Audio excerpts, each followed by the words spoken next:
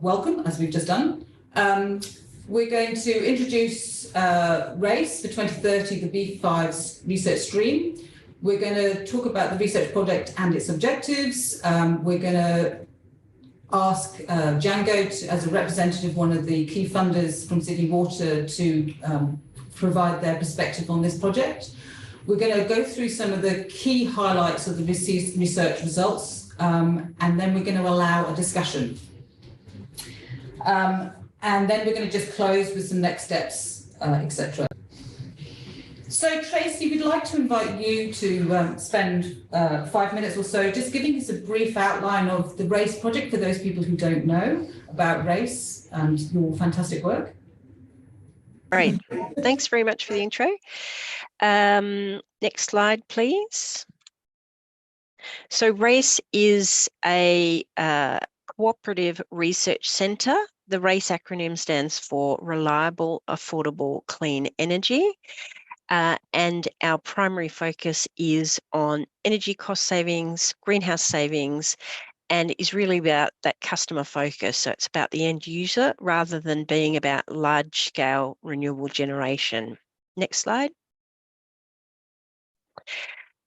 So we have 4 separate research programs within RACE.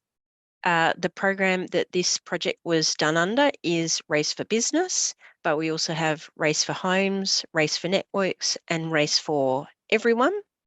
There are 5 themes in RACE for Business: value chains, Industry 4.0, electrification and renewables for decarbonising heating, flexible demand, and biogas, or AD, which is what this project was done under. Next slide. So RACE, as a cooperative research centre, allows industry to identify their decarbonisation research needs and for us to pair them up with one of our 9 research partners to help leverage the available federal government funding and help really assist organisations on their decarbonisation journey. And being involved in a CRC means that you have access to both top-notch researchers within Australian research institutions, but also provides that bit of extra credibility and independence in terms of the research outcomes. Next slide. So we have over 70 partners that represent the entire stakeholder network within the energy value chain. Our 9 research partners are listed here. So UTS is one of them. We also have UNSW, CSIRO, Curtin, Monash, RMIT, Griffith and QUT, covering the span of Australia. Next slide, please. This is just a very busy slide with the logos of our partners, so I won't dwell on that. The information is, the most current up-to-date information is on our website. Next slide, please. So this is just going back to RACE for Business, which is one of the 4 research programs, the 5 themes. These are the ones listed here: value chains, Industry 4.0, decarbonising heat, flexible demand, biogas. Next slide, please. I'll just quickly whip through the next slide. So for each theme, we did an opportunity assessment, which was a very thorough piece of work, which looked at the current state of play, technology, markets, standards, barriers, and particularly mapped a research pathway forward for each of those areas. The one for biogas was completed in May this year, and all of these, there's hot links to the website where you can download the reports in the slides. Next slide, please.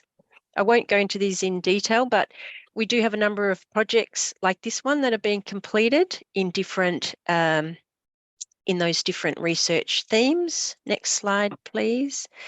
This is the list of our current projects covering that span of different issues, and we've had a number that deal with particularly the wastewater treatment sector in particular. Next slide, please. As well as PhD projects are often embedded within research projects as a whole. It's a very cost-effective way for industry to have their decarbonisation research question answered, as long as they're happy to stay the course for the 3 years required for a PhD. Next slide. And we are also in the process of developing additional projects as we go forward. We work with our industry and research partners, once again, to identify and scope projects around the research needs.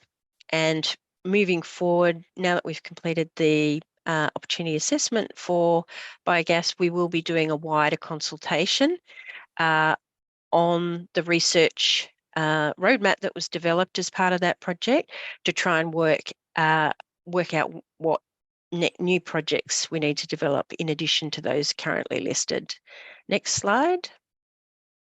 It's just a quick snapshot for this project in terms of UTS for the researchers, a number of councils and the New South Wales government and various entities within the government were involved in the project. Gemina and Sydney Water were also partners who contributed to the project. And then the box on the right is really just a summary of the key work packages, the timeline budget, and the focus. So that's it for me, I think. Next slide. Great. Thanks, Tracy. Thanks for that. So it's my turn now to just give you a little bit of an overview of the research project and its objectives. As Tracy says, it's a collaborative industry research project. So we've had a lot of people involved in terms of funding from Sydney Water, the EPA and Department of Planning and Environment. And 4 councils have been involved and a number of other industry partners. We have focused mainly on geospatial analysis of food waste, but also much broader urban organic waste. And it's really, we're focusing very much on urban. And it's thinking about what could be co-digested using wastewater treatment plant AD to generate bioenergy. The focus has been on 3 Sydney Water wastewater treatment plants to form like a case study analysis. And those treatment plants have been St Mary's, Riverstone and Malabar. And we've looked at the data and information from 4 surrounding councils around those specific wastewater treatment plants. In terms of the project, this has been a fast-track project. It's meant to have taken less time than we have, but so we've been a little bit delayed by data, etc. But and the aim is to take this fast-track project into a longer-term, major sort of longer-term standard track race project. So there's 2 sort of main ones. There's the opportunity assessments that sort of assess what's going on. Then there's the fast track projects that sort of do a bit of a scoping analysis and sort of try to find out, what is the research questions and specific things on certain areas. And then there's these larger projects, which are standard track race projects, which again are very collaborative, multiple universities, multiple industry partners, and race assist in funding them. And with that standard race project, we would be looking at potentially a broader area, say Sydney or broader, and deeper analysis, including things like costs and benefits, which we haven't been able to cover under this particular project.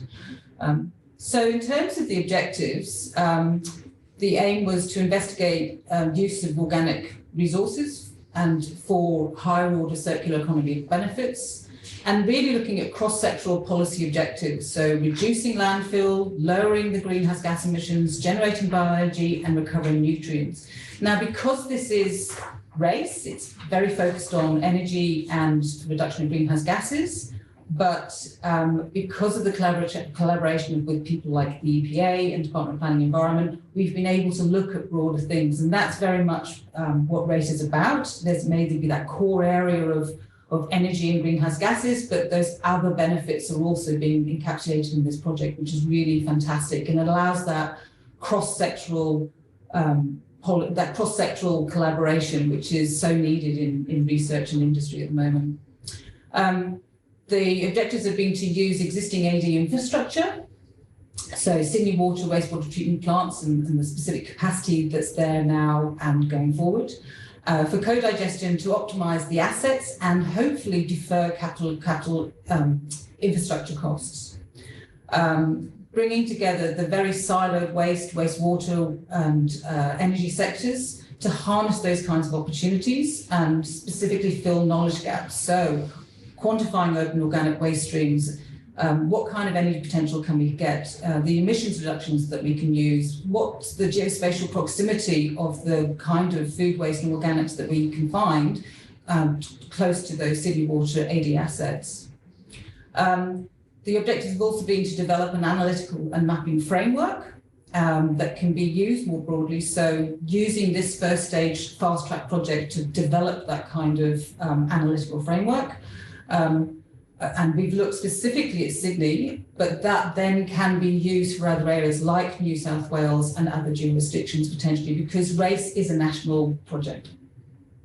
And to showcase the opportunities of AD basically, which are just not being harnessed in Australia as much as they should be. There's been an awful lot of activity starting to happen over the last year or so, but when we started this project, you know, it wasn't. And so, you know, this is really sort of topical at the moment, the AD in each of these different sectors. Next slide. So in terms of research boundaries and strategic objectives, again, we're not dealing with the primary end. There's a lot of other projects that the race themes are dealing with some of those other areas. We're dealing with that sort of urban area. So we're dealing with residential and urban, residential and non-residential food waste, garden organics, fats, oils and greases from grease traps and sewage, those sorts of areas. So that's our core hub. That's the area that we're dealing with.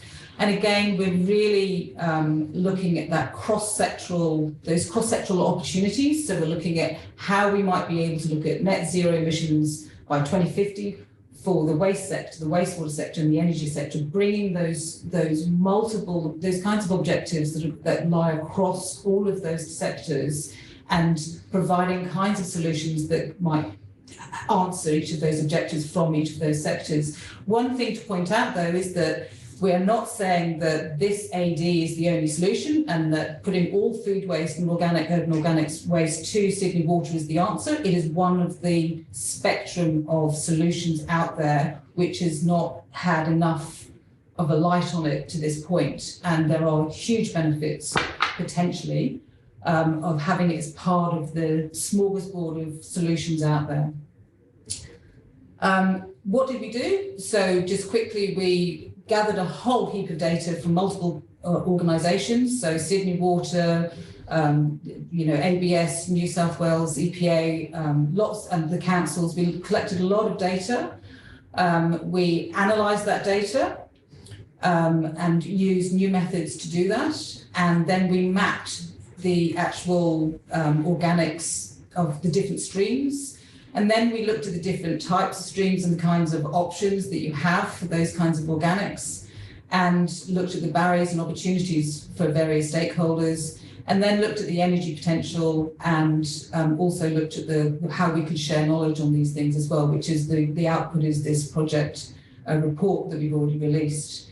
Again, this is the first scratch of this kind of information, and we want to go further with it. And what we'd really like today is to have more input from the participants today to say, how can we extend this research so that it can be really, really valuable to the industry in multiple sectors. And in terms of the data, there's a lot.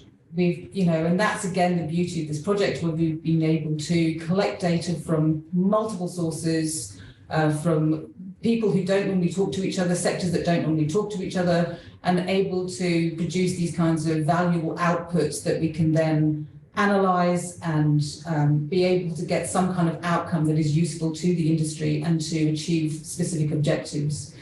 Now, I'm not going to go into the detail of this, and Melita is going to talk a little bit later about some of the key findings, some of the data that we analysed and some of the key findings.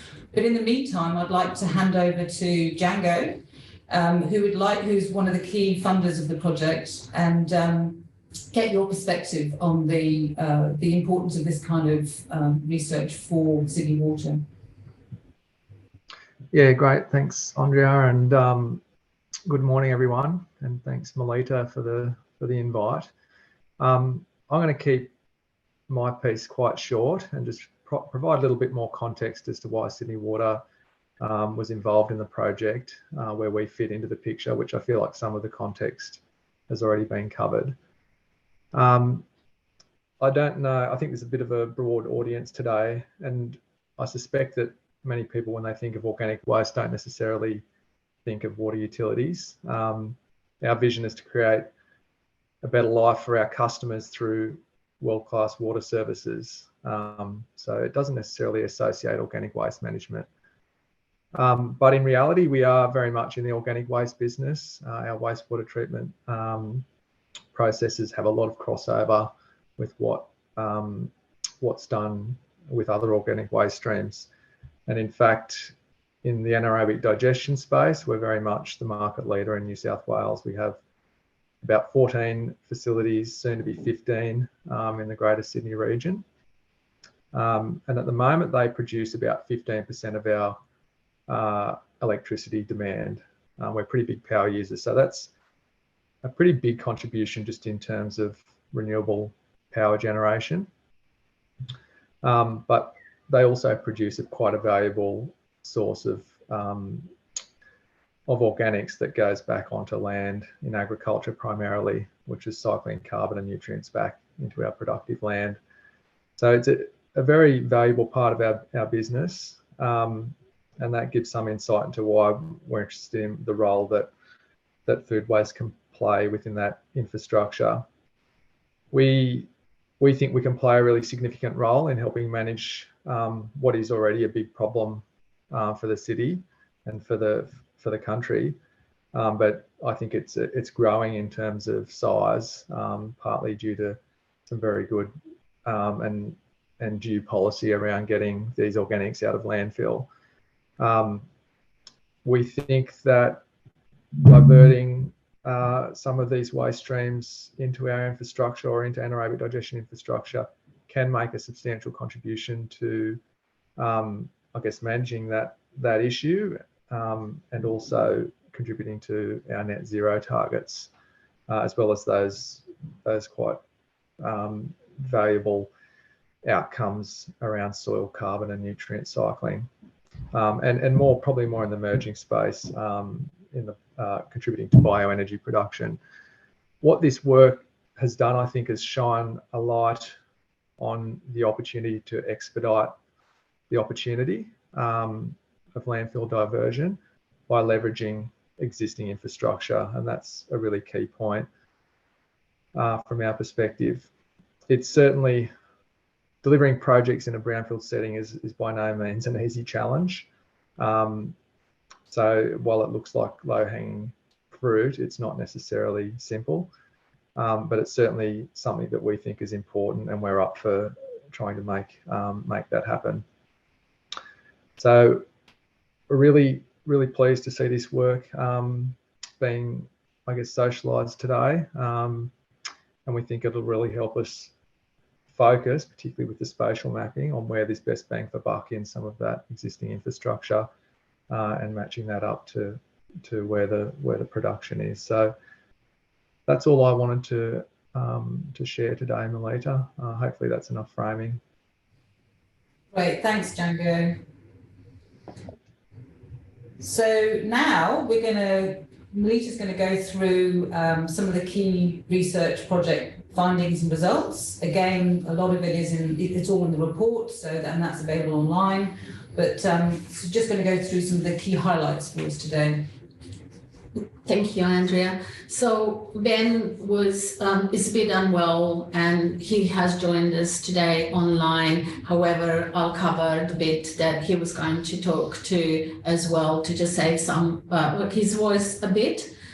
So let's start at the beginning quickly, just to clarify what do we mean when we talk about urban organic waste. And as you can see here from the picture, it's far more than just food waste and garden organics, which most people imagine as sewage, as we've now pointed out, but there is also other streams, for example, like pet waste, that nobody normally thinks about it. For the purpose of this project, we focus predominantly on food waste, garden organic sewage, and fat, oil, and greases. The others, although we acknowledge we did not cover. This waste occurs across all the sectors, from residential to commercial and industrial and institutional. Again, we focused from this project only for residential and commercial and industrial. Predominantly, the reason is access to data. If we just look at, FILE has analyzed the food waste, where does it occur? This is across the whole Australia, not just New South Wales, across the whole supply chain. The main messages are more than 50% is at the consumption end rather than at the front end. And the bad news is most of it goes to landfill. That's why this research, or this area of research, is so important to focus on. So I'm just going to focus a little bit on food waste just to illustrate the kind of analysis we did. So the 4 councils that we focused on were selected based on the location of the wastewater treatment plants that were selected to analyze. And 2 are in the west and 2 in the east. And here you can see the distribution of generation of food waste in residential, which is being divided between SUDs, meaning single unit dwellings like houses, and MUDs, apartments, and non-residential as well.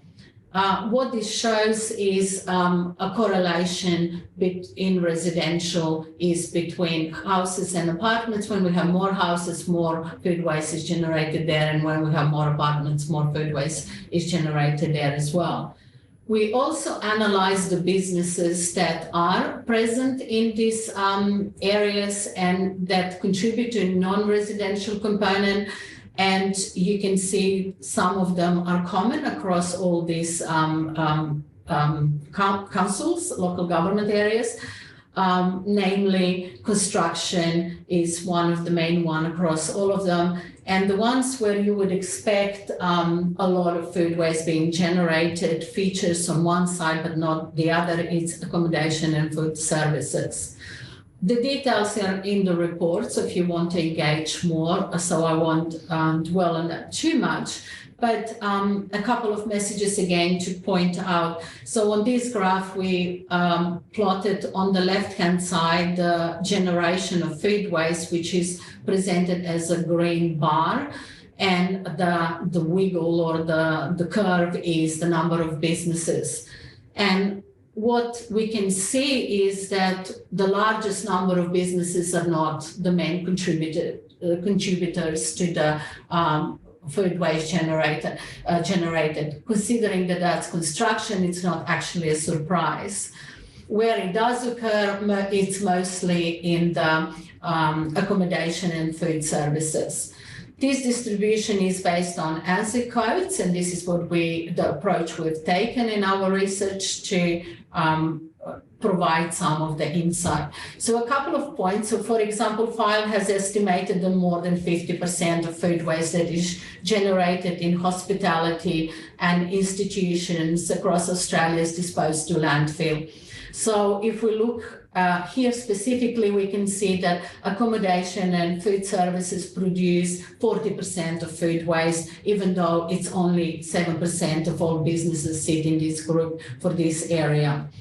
Another fact, again, is that 60% of food waste in retail is also disposed to landfill. And again, 10% of food waste from retail, which is also only represented by 7% of businesses, features here. So what the main message here is basically is to where do we need to focus, where are the opportunities, and this research enables us to see this kind of insights. Now, this hasn't been easy. Non-residential data is not publicly available, is very hard to access. Therefore, we attempted to do some lateral thinking, if you wish. So a couple of assumptions that we did make was that the amount of organic waste generated would be dependent on the business type, and the businesses that employ more people are bigger and therefore generating more organic waste. Based on that thinking, we have divided businesses by the number of employees, as ABS does, from non-employing to 1 to 20, 22, 200 and above. We looked at the two data sources, one from ABS and the other one from Bintrim. Now, each of them have benefits and negative points. ABS data, it's mainly because of the limiting grouping. As you can see listed below, that is a mix of ANSI codes at different levels. That's how they presented. And the other one is for our mapping purposes, we wanted a bit more detail than SA2 level provides as they listed. Second source of data, Bintrim. Bintrim, for those who are not from New South Wales, is an EPA program that is to assist businesses, predominantly smaller or medium-sized businesses, to develop waste management methods so they would increase their recycling and improve managing their waste. As a part of that program, data is collected at the beginning and then another 1 or 2 times along the program. The data that is collected is quite detailed in terms of different streams, like different types of waste is characterized, however, is visually estimated and then projected for the yearly generation. It includes data predominantly, obviously, of the businesses that have participated in the program, even though we're talking in 20, 30,000 businesses, we still, it's a small in terms of statistics when it comes to a specific area, could be just only a few businesses from a local government. And focus is mostly for these businesses in terms of organics on food waste, even though garden organics are collected. At least that's what it appears from the data. So the two methods provide quite a different result.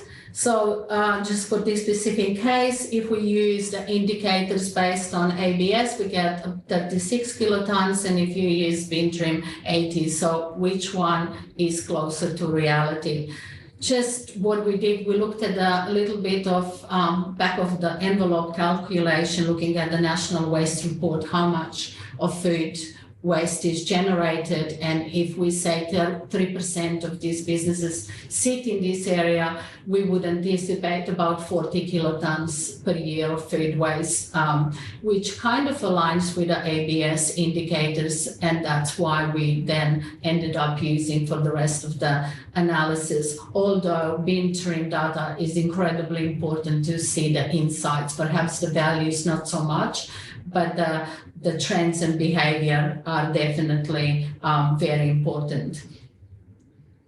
Now, just for today, this is just quickly the 3 wastewater plants as well as the local government areas. We are going to look only at the Randwick and Bayside Council end, and this is quickly just a bit of statistics in terms what it looks like. So we have more multi-unit dwellings as opposed to single unit dwellings, and the population there is about 6% of the Greater Sydney population sits there, and that's the number of businesses and employees that are there.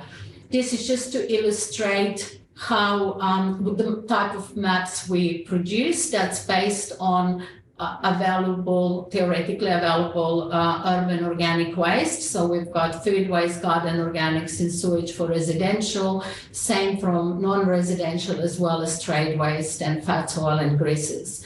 Trade waste, even though we were able to determine the quantities, it was not used in terms of calculating the possible energy potential, because of the difficulty in characterizing it. There's too much variety in it. Also, all our energy potentials were calculated as individual waste streams and then summed together rather than looking at the scenarios of when you combine, which we will get to that a little bit more later. But just quickly for anyone who is here and might not be aware or understand what we're trying to say when we talk about co-digestion. So when we talk about co-digestion, what we mean is that we put more than one organic feedstock together in the same anaerobic digester. And when we talk about co-location, is we would be processing these multiple streams in at the same location, but not necessarily in the same digester. So the challenges of co-digestion are obviously the limitations each of these feedstocks provides, the contamination that can be introduced by combining them, because you could have a reasonably clean stream mixed up with not so clean. And obviously there are challenges with operation in terms of the consistent supply from the feedstock, while sewage were pretty predictable, humans, in terms of providing the supply, not so much is the food waste or other streams. And quite often this requires additional pre-processing, either changing the status or cleaning, screening, or sometimes pre-treatment to enable the best solution. And as we mentioned already today, there are multiple stakeholders involved, which is obviously a challenge. The advantages, however, are, as has been shown overseas, that combining different streams together enhances the bioenergy generation, and also saving on having an infrastructure with capacity and ready right now, not to wait multiple years for the projects to come up.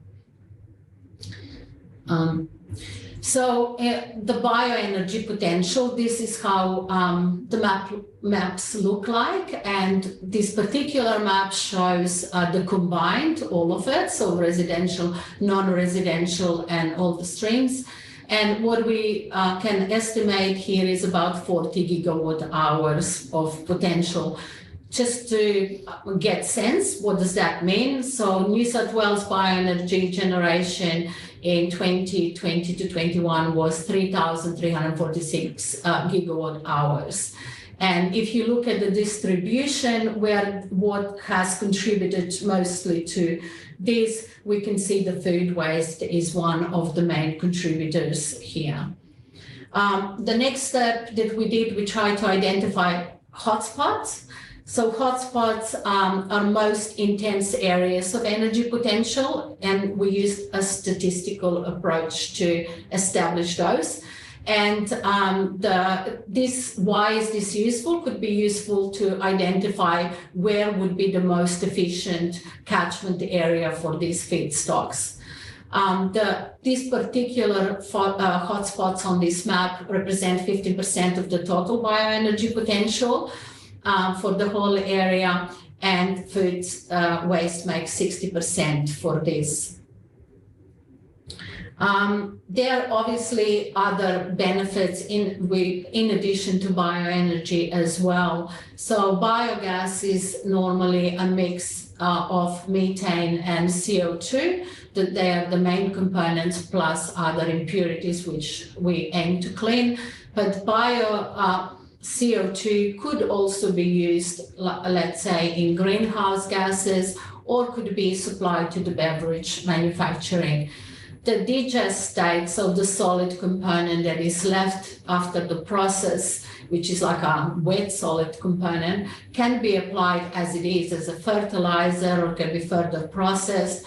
And it includes important micronutrients such as nitrogen, phosphorus, and potassium, which is used in synthetic fertilizers, but also has micronutrients such as copper, zinc, calcium, magnesium, and others.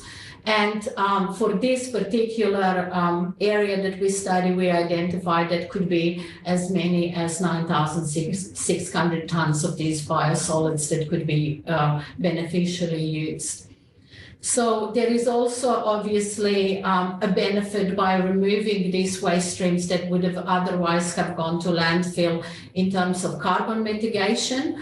And so there are obviously there is fugitives methane as well as NGO emissions that arise from that, as well as there is by using the renewable biogas generated could replace some of the fuel and electricity that is consumed in both waste and wastewater management.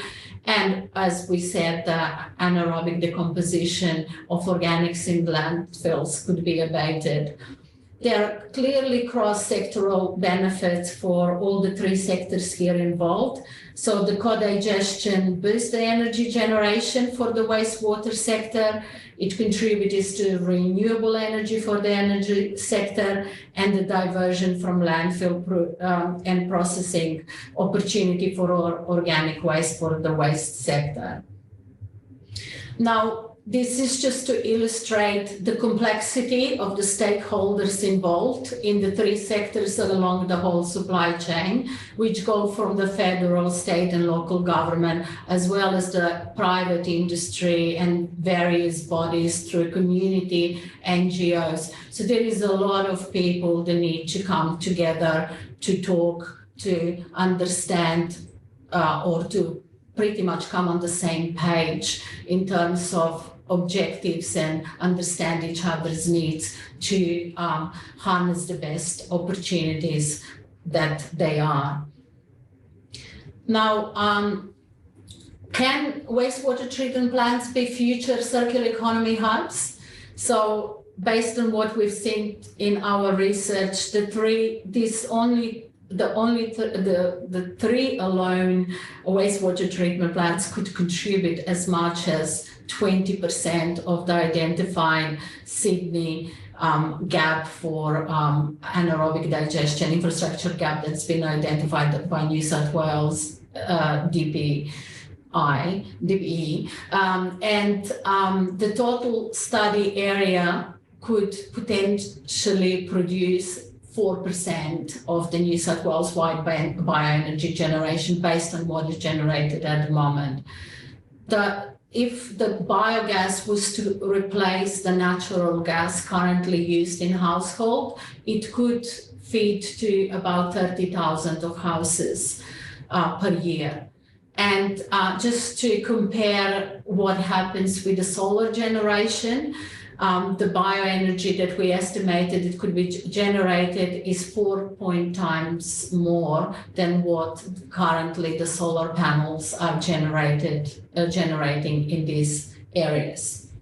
Going forward, I was just going to ask, for a start, to engage some of the specific people and sort of get the conversation going. I was going to ask Amanda, as one of the from the EPA, to start a conversation on the research and the importance, because the New South Wales EPA has been one of the key funders of this project as well. So if Amanda's there, hopefully, then Amanda, it would be great if you could give us some comment. You might have to unmute. Oh, there you go. Hello, I don't know what happened with my camera. Oh, hold on. And I'm not plugged in. You sprung this on me, Andrea. I think my camera's not working, maybe because it's Zoom. Oh, right. Well, we all know what you look like anyway.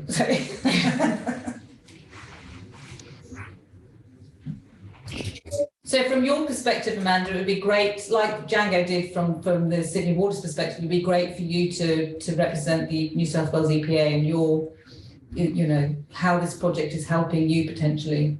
Oh, well, it's brilliant, really. It's fantastic. It's actually put some numbers against the opportunity for with the mandate. So we're requiring large food wasting businesses to be source separating from 2025.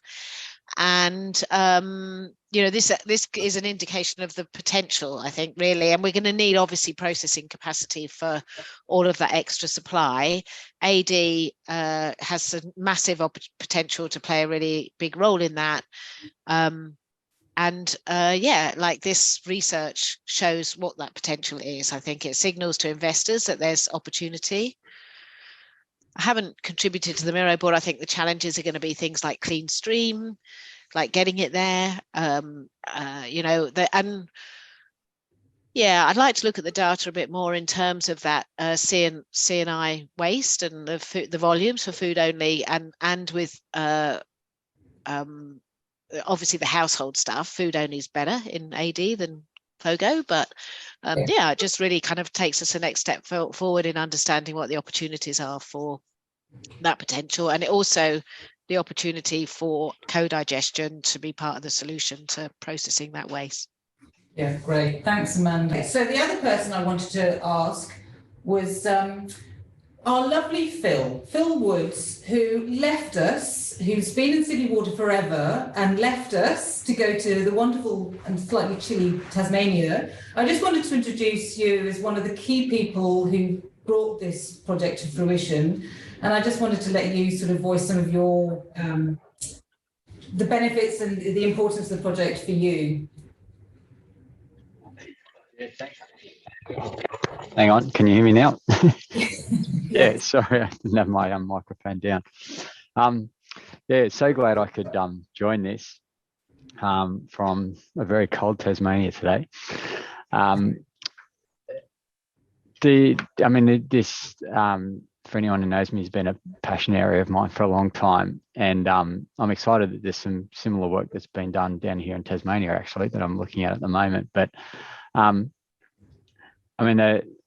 the opportunity here is to, from my perspective, maximise the value in organic waste or in food waste. I'll say traditional. Traditional is there's a lot of going to landfill, as that data says, but the traditional solution to that in composting is fine, but we can also do better if we can keep those concentrated food streams separate. And one of the challenges that's been, and again this was mentioned in your presentation earlier, is breaking down those silos between the wastewater, or Django might have mentioned it as well, between wastewater and the waste sector. So and I've it was one of the things I've noted down there as one of the challenges or opportunities, whichever way you want to put it, in creating partnerships across those sectors to make this happen.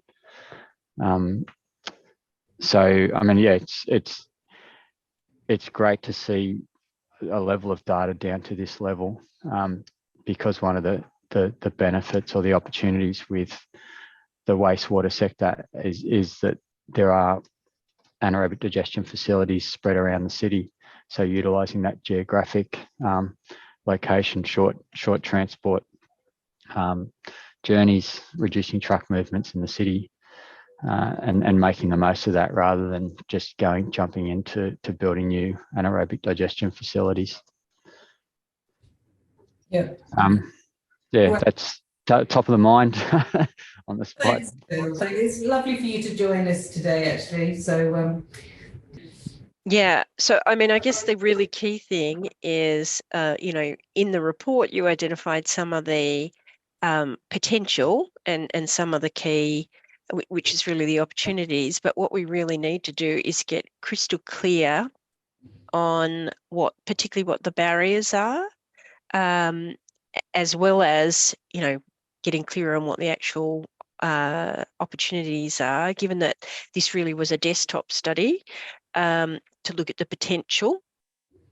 So there's obviously additional work required to actually work out, is that a technical potential? Is that an economic potential? Is that what can we actually deliver? Because obviously there will be constraints. So it's sort of balancing that the opportunity versus what we can actually deliver, but definitely integrating it into ADs in the short term is, in theory, is a great opportunity until new AD capacity specifically for these types of waste becomes available. So, and as the population growth slowly chews up what is at the moment excess capacity. So even if people just focus on the barriers and the opportunities and the applications, we can definitely then work on converting that into research questions.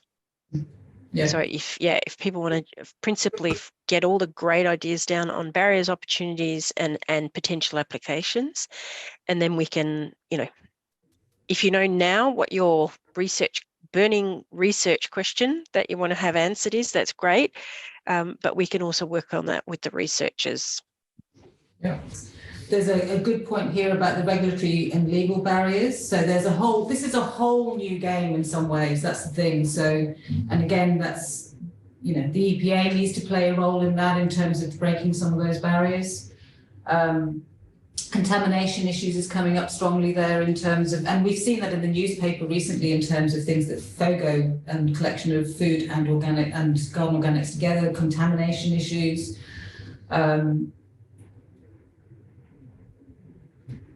And another one there in terms of the AD itself, and there's sort of the ups and downs of that AD and having to balance the feedstock into the AD, which of course is possible. It's just those kinds of things. One of the key things here again is also that we're trying to reduce food waste, but the AD will want to be fed in some ways. So there's that balance between gradually reducing the organics that we're sending to landfill and generating organics. That's our primary objective, is to not produce food waste, those kinds of things. But the AD is there to capture that as also as composting as one of the solutions. So that's where where Sydney Water or these kinds of AD equipment can actually sort of take that initial sort of food waste, and then as things settle out in terms of where a norm for households and businesses, what we actually produce as food waste, which hopefully is significantly less than we do now. Yeah, the other thing is to, just write down whatever creative things you want, because to date we've done a lot of techno-economic and pilot reports like this one, but we can also look at, developing a tool which, that uses the results from this study. It helps a wastewater treatment organisation to identify the potential in their area. And it's a good way of them saying, negotiating if they want to, for example, capital support for a project. But we can also look at issues to do with markets and barriers, standards, all of that are valid research questions. So we don't have to stick to just reports like this and techno-economic. We can develop research projects which deal with those other issues, and particularly then engage more widely with both the biogas and wastewater treatment sectors. So so feel free to be creative. That's the fantastic thing about this project, is that RACE is inviting collaborators to answer those kinds of questions and leverage the finances that people put into it, so that it can answer some of these broad cross-sectoral issues, because it is a cross-sectoral problem that we're facing and that we want as a solution. So I was just going to see if I could invite anyone else to speak. And so someone who might want to speak from a council perspective, because we couldn't get Blacktown. Although you weren't involved in the project, Gemma, I was hoping you might be able to sort of talk from a council perspective. That would be fantastic if you could, if Gemma's awake. I am. Excellent. Hello, Gemma. How are you? I'm well, thank you, Andrea. How are you? I'm good. Hi, everybody. Look, I'm a big supporter of, and have been for a long time, of food waste treatment and the opportunities. Particularly, I guess, it was interesting some of the statistics you showed about the industries within councils and the sectors producing the most amount of food waste, and I would certainly echo those findings. And we have similar, probably even more concentrated in some of those local government areas, because we have quite a high number of accommodation and entertainment areas. From memory, I think the accommodation and entertainment sector is about 25% of the total floor space of commercial floor space in the City of Sydney, but accounts for about 40% of the waste. So, and of that, I think we've estimated that 30% is food waste. That's data I'm happy to share. And yeah, so just in terms of barriers, I would definitely echo the comments, and I've written some down about contamination. That's definitely the other thing from a commercial food waste collection that I'm hearing from businesses is that that the economies of scale of collection. And so at the moment, I think if you can overcome the process of separating food and finding space to store it, actually getting a cost-effective collection system in place where there are enough businesses separating food at the same time and coordinating a collection, I think is a potential barrier, but certainly not an insurmountable one. Definitely education around separating food and not having contaminants in there. But on the flip side, opportunities, it'd be great to not have to send all of the food waste that's collected in Sydney, 200-300, a couple of, up to 100 kilometers away to be composted, where, I see a risk where we're sort of flooding the market with compost materials that could potentially devalue that product, and any opportunity to diversify and look at other alternatives use for food would be great. And so yeah, I think the city publicly shared that we're looking into alternative systems for our food waste. We are potentially looking at a pilot with black soldier fly larvae, but that won't necessarily negate a more structured, formal tendering process in the sort of medium to long term. Great, thank you for that. And it's great for you to be able to represent a council. I was actually just going to see if it was possible for David Kuhn to participate as well, because again, that's a City of Sydney is part of SS Rock, but it would be good to sort of be able to go a little bit broader from SS Rock's perspective, because I think you've done some sort of similar analysis in the past. There's David. Hello, David. Hi, thank you for asking and calling out. We have done feasibility work for our 12 councils in the Southern Sydney area, and we represent 1.8 million people across those areas, tightly packed, lots of MUDs. We basically have a 60-40 split with MUDs and SUDs. That's MUDs are apartment blocks. Look, we are putting together our organics procurement road mapping right now, and one of the big questions for us, if we're thinking about joint tendering, is who's processing in our region. Gemma's point about the economies of scale of collection are really relevant to us. How do you dedicate that waste collection stream and ensure that not only your kind of progressive precincts are able to pivot with the collection contracts, but all of your small businesses, councils, there's a gap there between councils' residential waste collection regime and the small businesses that they represent. Councils don't have a representation for business waste, and that may change, but it's going to be a slow burn. And so we really want to understand what the landscape is before we get into to kind of dip our toe into any big joint procurements, and we're very keen to see AD take off.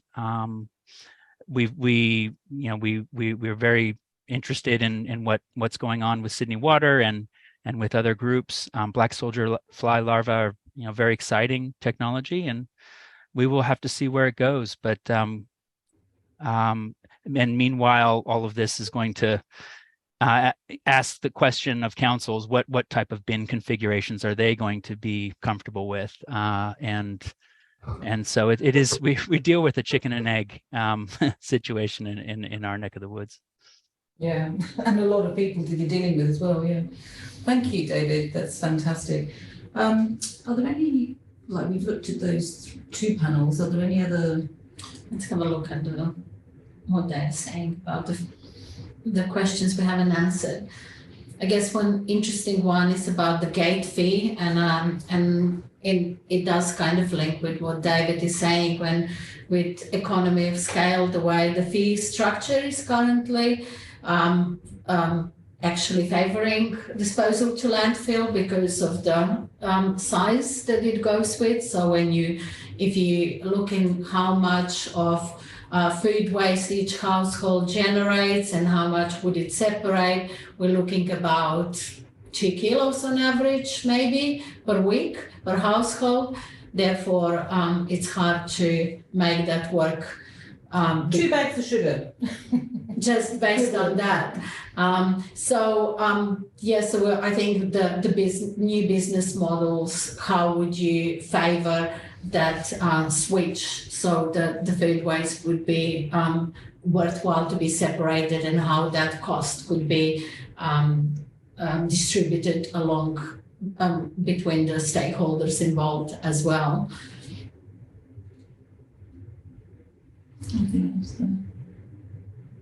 Anyone else want to jump in while we try and see if there's any particular points that are particularly relevant?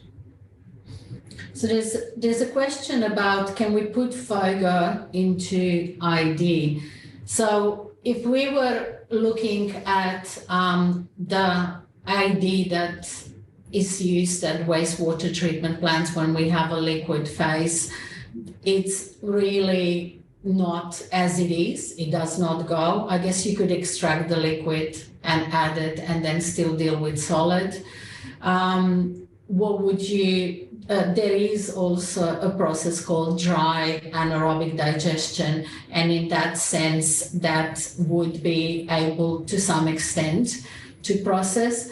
But the most common practice that is being established around the world has been to not mix the food waste with garden organics, but process food waste in anaerobic digestion and then combine the digestate with garden organics to compost it. That's been proven to be the most beneficial use of technology in general.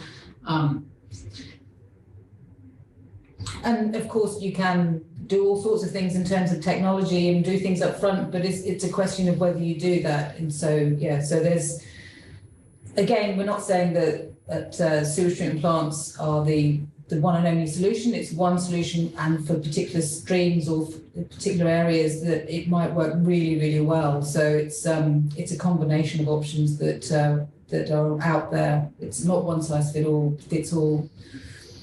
So there was another comment in relation to the process use of hot wastewater to help digest food waste.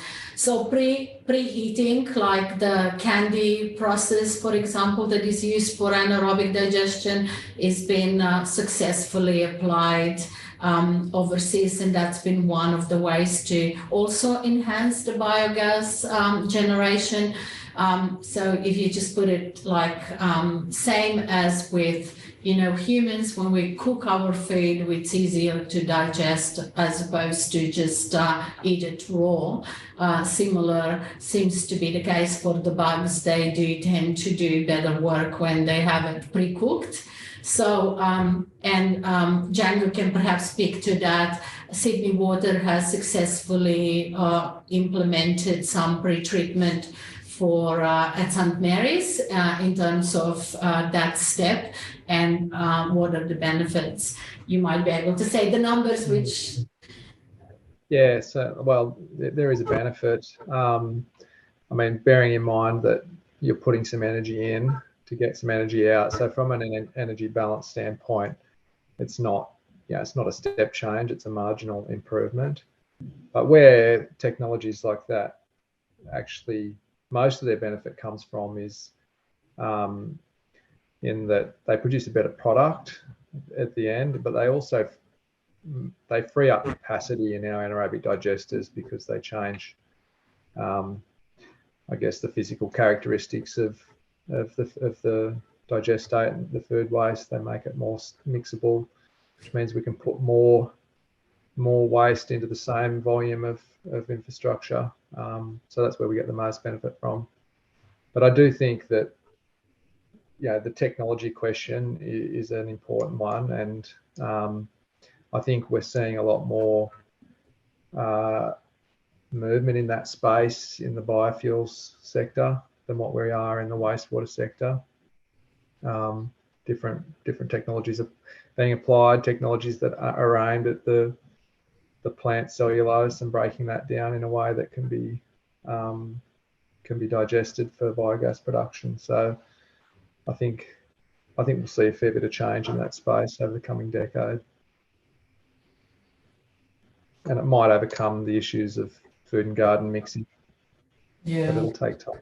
Yeah. I think that we should mention about the capacity in the future. So they are the strategic direction that we have, or we put Australia-wide, is that we would halve the generation of food waste, and not just half out of landfill, is also half generating it, which means that we should not be, that we should not be projecting that we are going to be now generating more and more food waste to feed and build the technology with that in mind. And along that, also this, with the technologies that can extract and do, I guess we can potentially develop almost anything as we've shown historically. However, there is the competition with the food, also like growing food sector, and removing these organics away from that and nutrients, if they are not returned, is also something to consider and think about. That's why this type of research is so important, when you have all these different perspectives together, when not just looking narrowly, approaching from one angle, but from multiple angles to understand how they interact and how do we achieve the benefits for everyone. So maybe we should have a quick look at the applications. So anyone jump in if they have any questions or they want to add a comment. Melbourne and Brisbane, okay.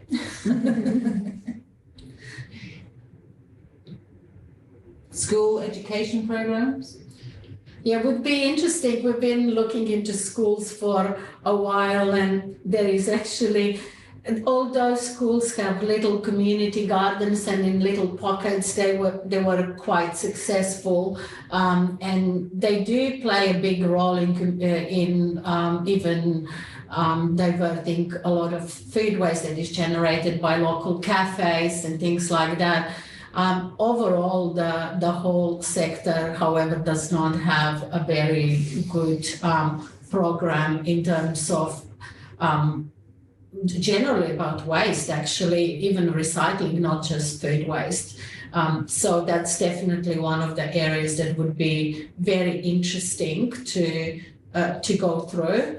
And yes, and it's a great opportunity to start educating young kids to understand the impacts of what does that mean, and especially anyone who's had little kids in their lunch boxes. Yeah. You would have seen Yes, if you're The level of waste, yes. Yeah.